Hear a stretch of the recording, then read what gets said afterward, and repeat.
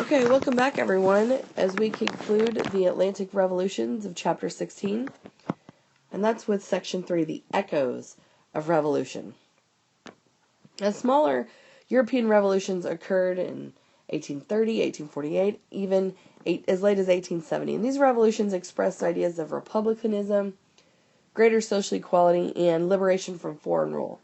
As voting rights were enlarged by 1914, major states of Western Europe, the United States, and Argentina had universal male suffrage. Even in Russia, there was a constitutional movement as early as 1825, and abolitionist, nationalist, and feminist movements also arose to question other patterns of exclusion and oppression. So let's start with the abolition of slavery. Now, slavery was largely ended around the world between 1780 and 1890. Enlightenment thinkers were increasingly critical of slavery. The American and French revolutions focused attention on slaves' lack of liberty and equality, and even religious groups, especially Quakers and Protestant evangelicals, became increasingly vocal in opposition to slavery.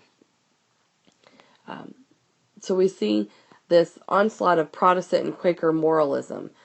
These activists began the abolitionist movement out of pious moral opposition to slavery, and they even publicized the evils of slavery and published memoirs of former slaves. And there's a growing belief that slavery wasn't necessary for economic progress. So we see the development of new economic structures. Industrialization and the new capitalist systems of production increasingly emphasized the use of free labor for wages set in a labor market, making the unfree labor of slavery look backwards and even inefficient.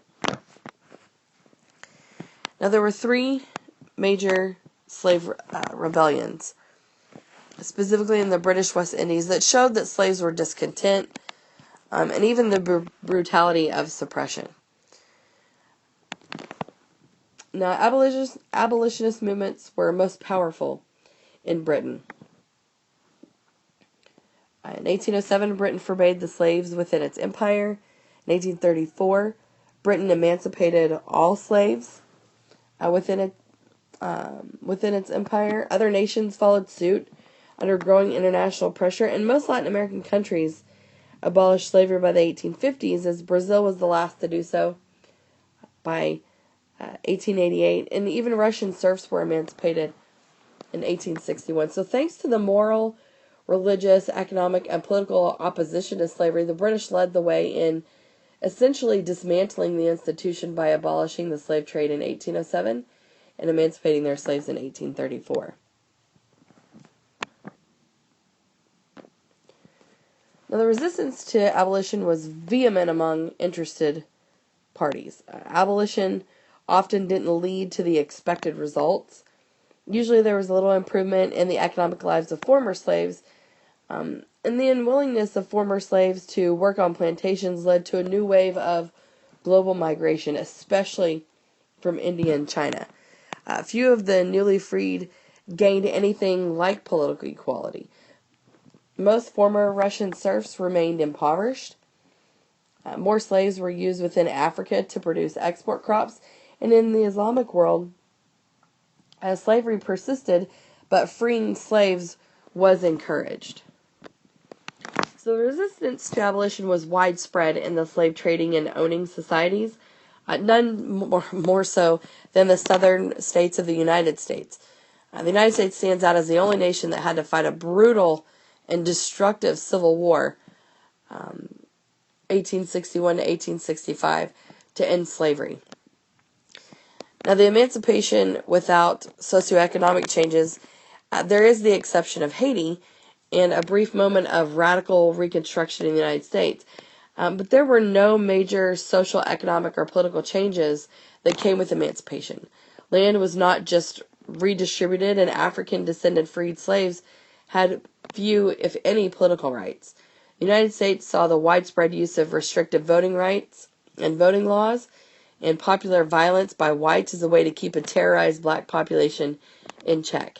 As many former slaves refused to return to plantation labor, large numbers of indentured servants were then imported from India and China to various mines and plantations where they worked in slave-like conditions. In Russia, the emancipation of the serfs did see land redistribution, but the impoverished peasants had to pay for the land, ensuring that they would continue to live in poverty. And then there's the emancipation and colonialism in Africa and the Islamic world. With the collapse of the slave exporting market in West and East Africa, the price of slaves dropped. They became more commonly used to produce crops for export. When Europeans came to colonize the continent, conquest was frequently rationalized as fighting the slave trade, a moral obligation for Europeans despite the centuries-long history of these Europeans taking slaves from Africa. Slavery lasted in the Islamic world well into the 20th century, actually lacking a grassroots opposition to the practice. It took international pressure to end slavery. Okay, let's talk about nations and nationalism. Revolutionary movements gave new prominence to a more recent kind of human community, the nation. The idea existed that humans are divided into separate nations, each with a distinct culture and territory and deserving an independent political life. And before the 19th century, foreign rule in itself wasn't regarded as heinous. The most important loyalties were to the clan, the village, or the region. So, the nation is a new idea. The concept of individuals belonging to a nation rather than a village or a religion is relatively new in human history.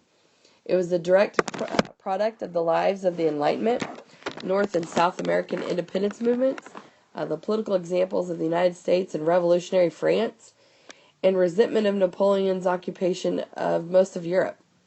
Specifically, the idea of popular sovereignty, that political power rests in the hands of the people and not in the hands of the king. And that encouraged the thinking of the nation, a like-minded cultural linguistic group as a state.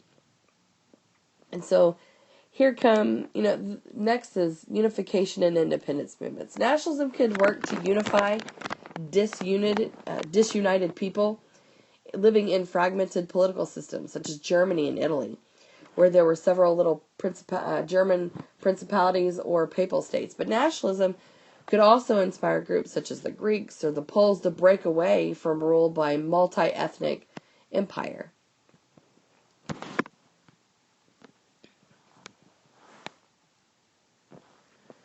So now we see independence movements acted in the name of new nations.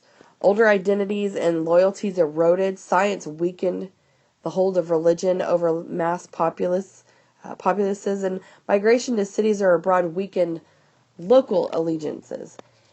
And printing helped to standardize languages. Thus, when messages are sent and received, and then once they're interpreted across multiple languages, sometimes meanings change, or there's a whole new idea that's brought to the fore that many didn't see before with nationalism. Nationalism was often presented as a reawakening of older cultural identities. It was enormously powerful in the 19th century. Like I mentioned earlier, the German principalities and the Italian papal states, it even inspired separatist movements by the Greeks, the Serbs, the Czechs, the Hungarians, Poles, Ukrainians, the Irish, the Jews. And this fueled pre-existing rivalry among many European states. And new efforts to instill national loyalty in citizens was a large part of this. And nationalism took on a variety of political ideologies. Civic nationalism identified the nation with a particular territory and encouraged assimilation. Some defined the nation in racial terms. For example, Germany. So popular nationalism could push states towards increasingly violent conflict, as international disputes were now arguments between nations or entire populations and not just kings. The bloody conflict of the First World War was a product of this phenomenon. And the political use of nationalism is also important. Nationalism required defining who was a part of a nation and who was outside of a nation. This became a political act, as groups might be forced to become part of a new cultural identity. Like, for example, in the Russian Empire, when the Finns and the Ukrainians were forced to use Russian. Or excluded and thus made vulnerable, as seen in the anti-Semitic politics of Germany. So importantly, nationalism was used to build movements to fight imperialism, like in India and even China. So it served many purposes. And it wasn't just limited to Europe. Okay. So, just a map of Europe to show you how, like, I don't know if you can understand how different it is now, but here in the Russian Empire, you can see parts of Poland, what is now the Ukraine, right? All of the Baltic states up here, which are no longer part of the Russian Empire. People didn't identify with being Russian. Their national identity was different.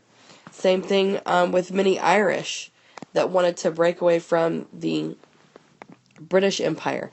The Austro-Hungarian Empire, which no longer exists. Many of these states, Eastern European states, didn't identify with being Austrian or Hungarian. It was just completely different.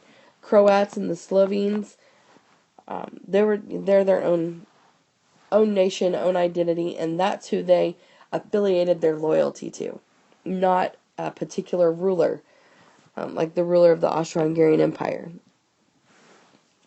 And you could see that even now Germany is very different than what it was back then as well. With the different German principalities, it took a long time for the Germans to become unified, but they did so under nationalism and identifying with being German, as opposed to the leader of the German people, which at this point, long before, is the Holy Roman Empire,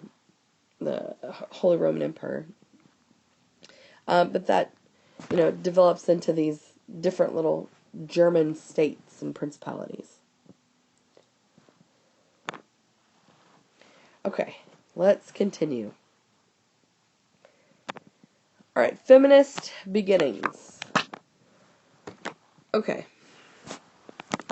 Feminist movement developed in the 19th century, especially in Europe and North America. So now we see the Enlightenment begin to attack on tradition. Modern feminism has its roots in the Enlightenment attacks on tradition and the promotion of liberty and rationality in social arrangements. It thus stemmed from the same source as the political revolutions and the secular attacks on slavery.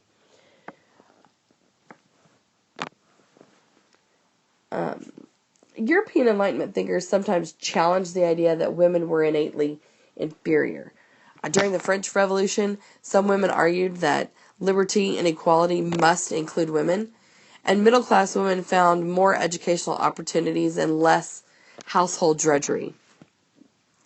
Women increasingly joined temperance movements, charities, abolitionist movements, missionary work, and maternal feminism argued for women's distinctive role as mothers. Mary Wollstonecraft, in writing The Vindication of the Rights of Women, and then there's Seneca Falls, New York, that convention in 1848. Her work shows the direct inspiration of the French Revolution's attempts to rebuild social arrangements, and her work was one of the early statements of an explicit feminism. That conference at Seneca Falls in 1848 was the first organized expression of a feminist movement. Its statement drew from the American Declaration of Independence, and these are examples of the direct impact of the discussions of liberty and social equality that stemmed from the Enlightenment.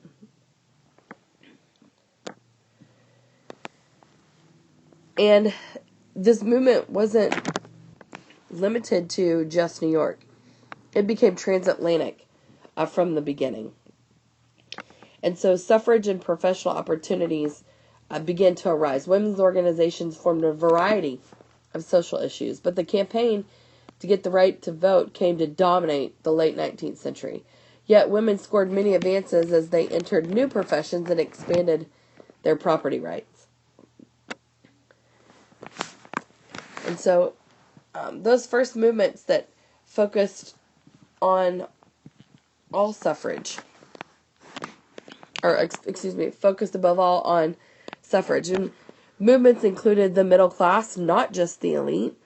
Most worked through peaceful protest and persuasion, and the women's movement became a mass movement in most industrialized countries by the turn of the century. And by 1900, the movement had several effects. Some women had been admitted to universities. Women's literacy rates were on the rise. U.S. States passed laws allowing women to control their own property and better wages. Some areas liberalized divorce laws, and women made their way into new professions.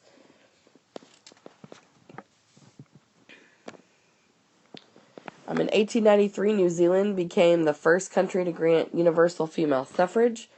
The movement led to a discussion of the role of women in modern society.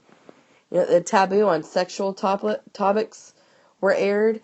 Deep debates over women's proper roles began to take place. And also, however, there was bitter opposition to the feminist movement. Some argued that strains of education and life beyond the home would cause reproductive damage.